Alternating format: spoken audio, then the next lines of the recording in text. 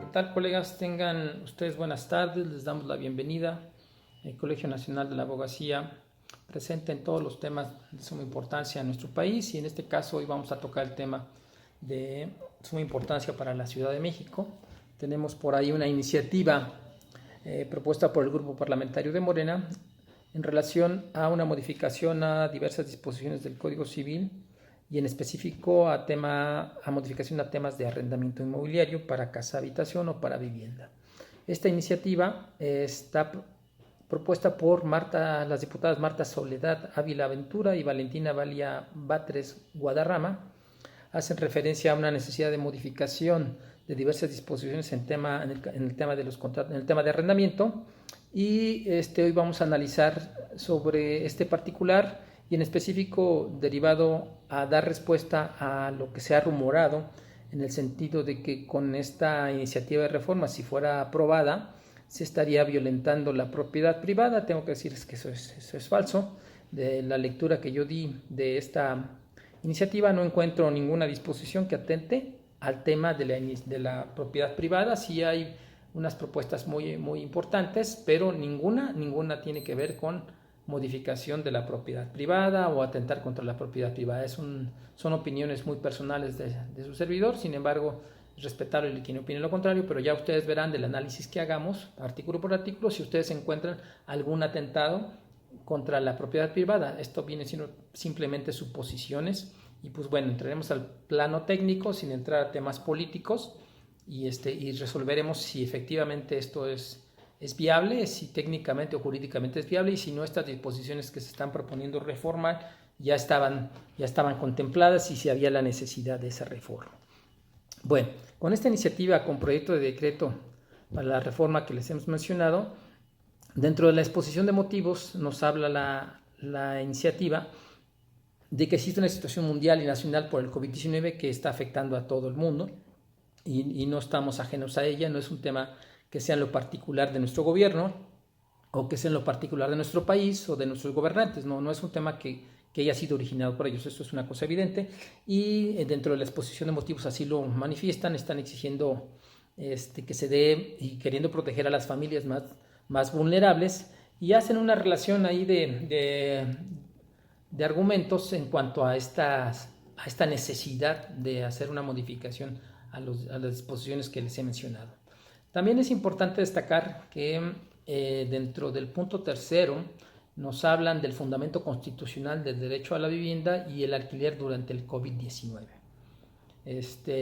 Hay una parte que sí les voy a leer, que es importante, y que dice en su parte final, en el último párrafo de ese punto tercero, dice: estos problemas podrían ocasionar atrasos en alquileres e hipotecas y la amenaza de desalojo forzoso, por lo que se deben tomar las medidas inmediatas para garantizar el derecho a la vivienda para todas las personas, incluso analizar la posible condonación y aplazamiento de pagos o introducción de medidas de estabilización o reducción de alquileres. Bueno, aquí dentro de esa exposición de motivos, como bien lo señalan, estamos ante una situación crítica, y es acertado a mi juicio que se hable de una suspensión de pagos de alquileres e hipotecas. Sin embargo, al final, al realizarse la propuesta en esta iniciativa, no se habla de suspensión de pagos de hipotecas. ¿Cuántas gentes de ustedes no han adquirido una vivienda, o la única vivienda que podemos decir que tenemos, y la estamos pagando mediante un crédito hipotecario? Y la misma exposición de motivos nos habla de que la situación económica está dando origen a que haya atrasos, haya una falta de pago de los alquileres e hipotecas. Sin embargo, una deficiencia evidente de esta iniciativa es que no habla de una suspensión de pagos para los créditos hipotecarios. Reconocen de esa problemática, pero nunca dicen que esta reforma nunca va encaminada a que si usted tiene un crédito hipotecario, vaya usted a suspender el pago. Nada más lo menciona, pero nos quedamos únicamente con el tema de los arrendatarios y de los arrendadores. Entonces creo que es una deficiencia, y que si hablamos del plano de justicia tendríamos que haber hecho esta propuesta de reforma, esta iniciativa, con base también en suspensión o modificación de algunas disposiciones para el pago de créditos hipotecarios. Bueno, pues dentro de esa temática de argumentación y de razonamientos que se establecen en la exposición de motivos, pues son entendibles, son creíbles porque las estamos viviendo. Y bueno, pues ahora vamos al punto en específico de la modificación que nos hacen llegar mediante esta iniciativa. Y ellos, a fin de que esto tenga una mayor claridad, a la reforma propuesta presentan un cuadro comparativo. Empezamos con el análisis del artículo 2398. El artículo actual 2398 nos dice lo que es el arrendamiento y nos lo define de esta manera. El arrendamiento es un contrato mediante el cual las partes contratantes se obligan recíprocamente, una a conceder el uso u goce temporal de una cosa y la otra a pagar por ese uso o goce un precio cierto. Esto no tiene ningún problema. El contrato es un acuerdo de voluntades y rige el principio de que la voluntad de las partes es ley en los contratos. Acuerdo de voluntades para transmitir el uso u goce de un bien inmueble o en este caso podría ser un bien inmueble, pero vamos específicamente a referirnos a los bienes inmuebles porque es el tema de la reforma, a cambio de un precio. Bueno, eso no tiene problema, esa es la parte vigente de nuestro Código Civil. La propuesta, se las voy a leer textual. El arrendamiento es un contrato mediante el cual las partes contratantes se obligan recíprocamente, una a conceder el uso o goce temporal de una cosa y la otra a pagar por ese uso o goce un precio cierto, aun cuando las partes les dieren oralmente o por escrito una denominación o nombre diferente.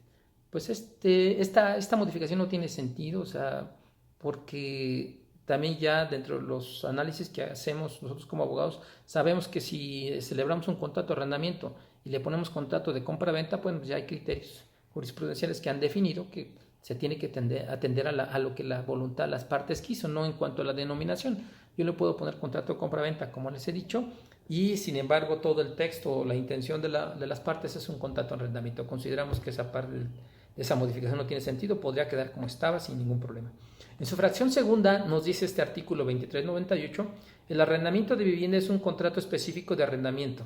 El arrendamiento de vivienda es un contrato específico de arrendamiento, fíjense nada más, por medio del cual la relación entre las partes cumple con el objetivo social de coadyuvar al cumplimiento del derecho humano a la vivienda de la parte arrendataria a cambio de un rédito o favor al arrendador. Bueno, habría que dar otra redacción si se quiere insertar ese tema de los derechos fundamentales en cuanto al derecho humano a la vivienda. Considero que, bueno, podría quedar dejando la primera parte intacta como está actualmente y agregando esto, pero con otra redacción para introducir el tema de los derechos fundamentales a que todos tenemos el derecho a tener una vivienda.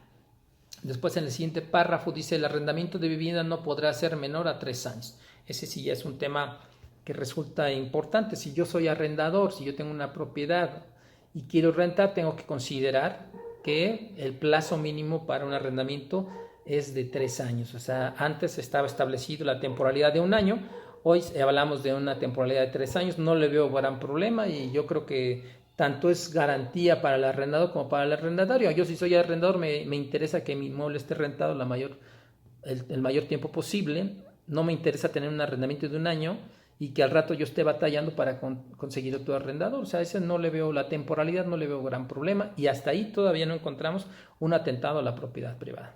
Bueno, el correlativo, el siguiente artículo es el 2403 del Código Civil, dice y se establece como propuesta de reforma 2403 bis. Se prohíbe a los arrendadores de solicitar como garantía cualquier título de propiedad. Bueno, se prohíbe a los arrendadores de solicitar como garantía cualquier título de propiedad. Es poco claro, no dice para qué, garantía para qué, debemos de entender que es para garantía del pago del arrendamiento, garantía para el cumplimiento del contrato en todas sus cláusulas. Bueno, aquí dirán ustedes, bueno, los arrendadores no podrán solicitar como garantía un título de propiedad. Eso no significa que tengamos derecho, si somos arrendadores, a solicitar que nos garanticen el pago de la renta a través de una fianza, a través de un fiador, a través de una hipoteca, etcétera, etcétera. Eso no está limitando que las partes combinamos sobre el tema de cómo me va a garantizar que lo que nos interesa, digamos, a los que son arrendadores, el pago de la renta. ¿Cómo se va a garantizar el cumplimiento de ese pago? Pues lo más lógico es a través de un fiador. Entonces podríamos decir, ¿de qué sirve de que me dé a mí una escritura pública si si la escritura pública nada más es un documento que me acredita en ese momento que él es propietario, sin embargo, pudiera ser que esa escritura pública no esté, digamos, actualizada y sea un inmueble que yo compré en el año 2000 y ahorita la presento y ya yo hice la venta de ese inmueble y nada más tengo el papel y el documento público que me acreditó que yo era propietario en esa fecha, pero ya hay otro propietario, entonces eso se tendría que ver entre el registro público y la propiedad. Este artículo, bueno, pues no tiene razón de ser, pues se puede, yo como arrendador podría decir, bueno, pues no te voy a exigir una garantía como es que me des tu escritura, pero sí te voy a exigir que me traigas un fiador que tenga bienes inmuebles dentro de la Ciudad de México para garantizar el pago de las rentas en caso de que tú no lo hagas. En su caso, bueno, eso podría ser una cuestión. Más adelante nos habla de también propuesta de reforma al artículo 2406 del Código Civil y el actual artículo dice que el contrato de arrendamiento debe otorgarse por escrito. La falta de esta formalidad se imputará al arrendador y en su caso dará derecho al arrendatario a que demande cuando por virtud de tal omisión se cause un daño o perjuicio siempre que estos sean consecuencia directa de aquella. Este artículo vigente nos habla de cuando no haya un contrato por escrito. Sabemos que para que exista un contrato tiene que haber acuerdo de voluntades en cuanto al objeto y al precio. Que no haya vicios en el consentimiento, todos son los elementos esenciales de un contrato.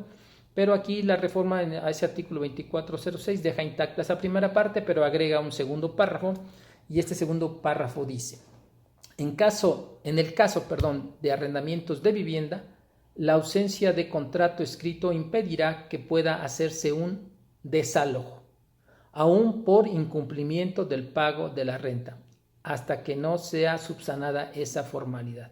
Esto también pues está sobrando, o sea, si no hay un contrato de arrendamiento, ya sea esto verbal o ya sea escrito, pues no se puede realizar ningún desalojo. Pero aquí es incongruente, aún por incumplimiento del pago de la renta. Y más adelante en el párrafo que sigue dice: además el arrendador perderá su derecho a conservar el depósito en caso de rescisión anticipada del contrato por parte del arrendatario o de una cantidad equivalente al mismo en caso del término temporal del mismo. Bueno, aquí se hacen bolas, es una pésima redacción, pero en lo esencial nos habla de que no podrá haber desalojos si no hay un arrendamiento escrito y hasta que no sea subsanada esa formalidad. Bueno, consideramos poco afortunada ese texto, ya ustedes lo analizarán, es el 2406. Habrá que hacer una modificación. Lo que ellos quisieron patentar o quisieron hacer énfasis en el tema de que están prohibidos los desalojos ilegales, o sea, todos tienen que tener un sustento a través de una resolución judicial, y si hablamos del caso de arrendamiento, tiene que estar sustentado en un contrato de arrendamiento escrito o en la acreditación de un contrato de arrendamiento que sea celebrado de manera oral, pero que ya se haya cumplido con esa formalidad a través pudiera ser de unos medios preparatorios a juicio, ¿no? Ya no podríamos ir, según la propuesta de la reforma, ir directamente a tratar de acreditar el contrato verbal en el juicio, sino tendríamos que iniciar previamente unos medios preparatorios a juicios para cumplir con esa formalidad. Bueno, que eso sería salvable. Y hasta aquí ustedes podrán apreciar que no hay ningún atentado a la propiedad privada. Artículo 2406 bis. En caso de ausencia de contrato escrito en arrendamientos de vivienda, se considerará para todos los efectos legales que las partes están en una relación arrendataria de acreditarse la existencia de una ocupación consentida en inmueble propio por parte de un tercero a cambio de una remuneración de dinero en especie. En estos casos también bastará la protesta de decir verdad para impulsar la acción por cualquier violación a la relación de arrendamiento sin detrimento que las partes deberán acreditar fehacientemente sus dichos durante juicio y sin menoscabo de lo establecido en el artículo 2406. Totalmente confuso el artículo, o sea, nos habla de que no va a haber lanzamiento si no hay un contrato de arrendamiento por escrito, nos habla de una prohibición tajante, pero por otro lado aquí en este artículo 2406 bis nos da la posibilidad de que pudiera ser que exista un contrato verbal, pero pues hay que acreditarlo en juicio.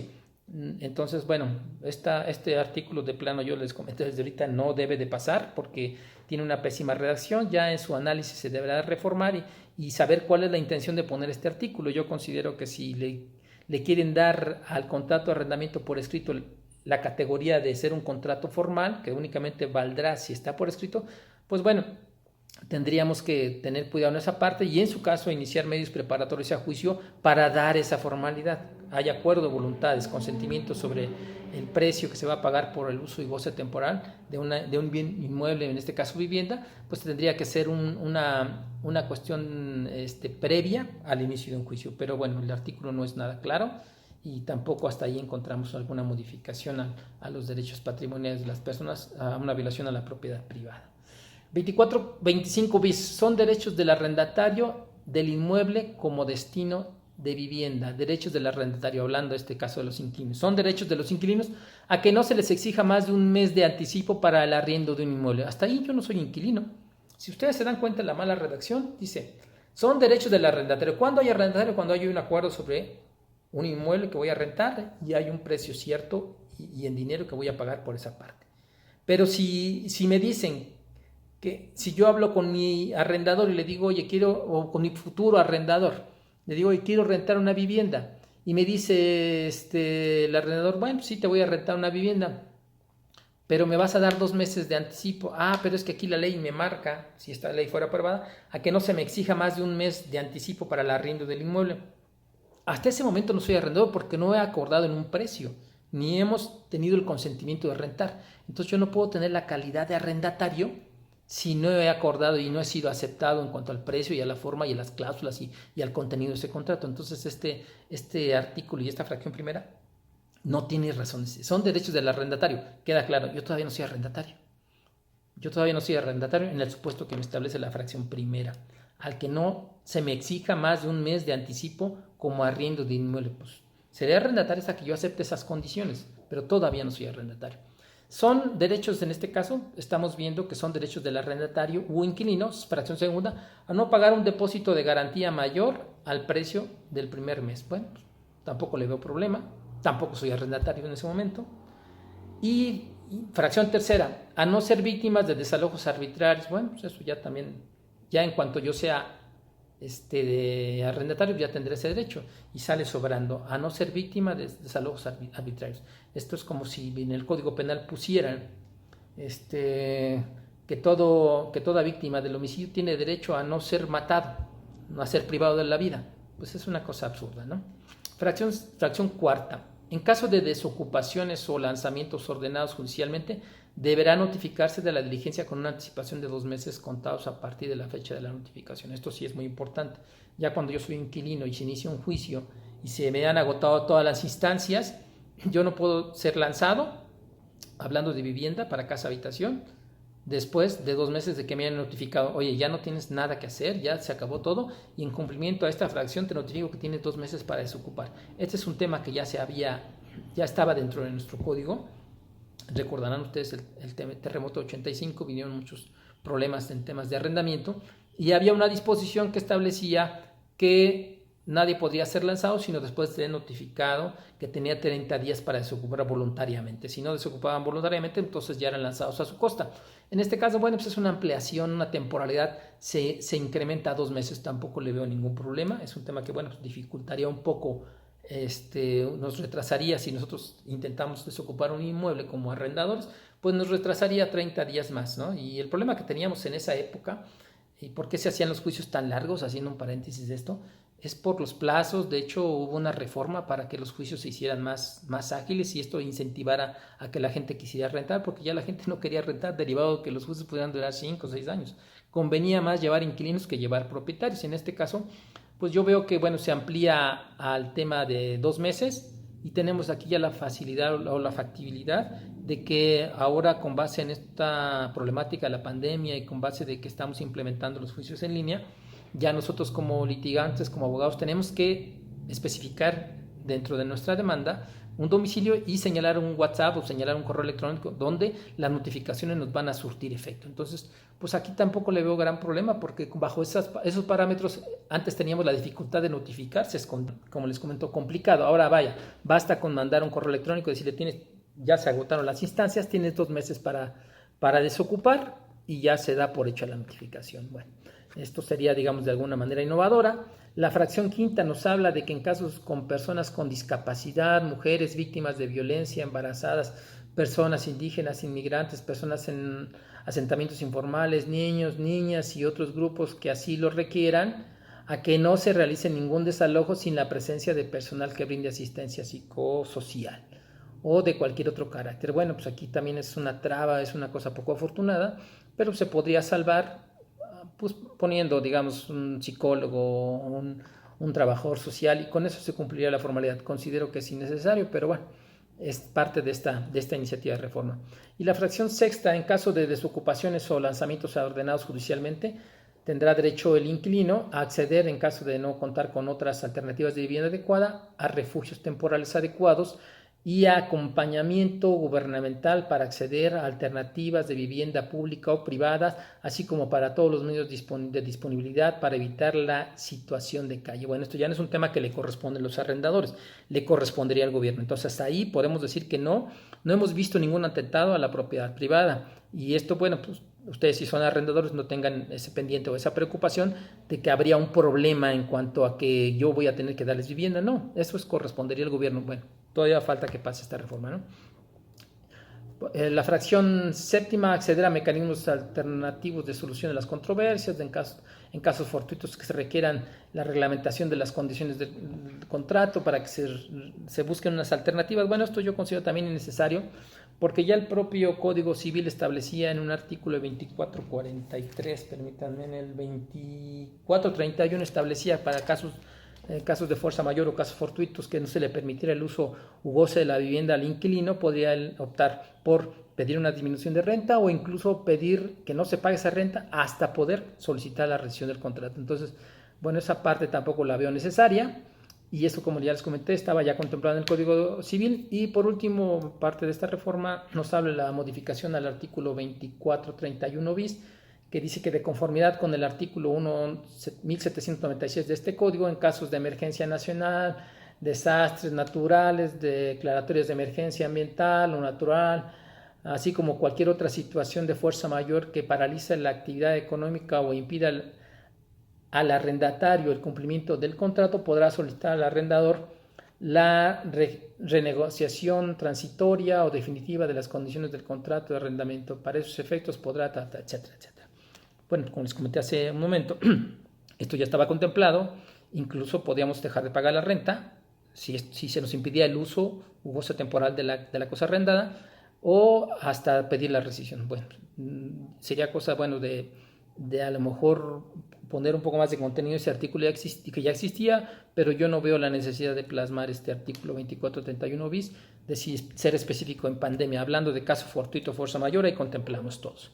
Bueno, pues si ustedes aprecian todo esto que hemos analizado, bien, alguno de ustedes quisiera preguntarles si percibe algún atentado a la propiedad privada. Entiendo yo que no, técnicamente sí tiene muchas deficiencias, pero bueno, pues está ahí está la pregunta. Ustedes podrán tener una opinión diferente, pero si somos objetivos, el tema no es de preocuparse, porque sí, la deficiencia que tiene la iniciativa es evidente. Sin embargo, creo yo que va a tener sus modificaciones. Ya tendrán especialistas su posibilidad de aportar las cuestiones necesarias para que tengamos una buena redacción y para que no se sobreabunde sobre temas que ya están contemplados en la propia reforma.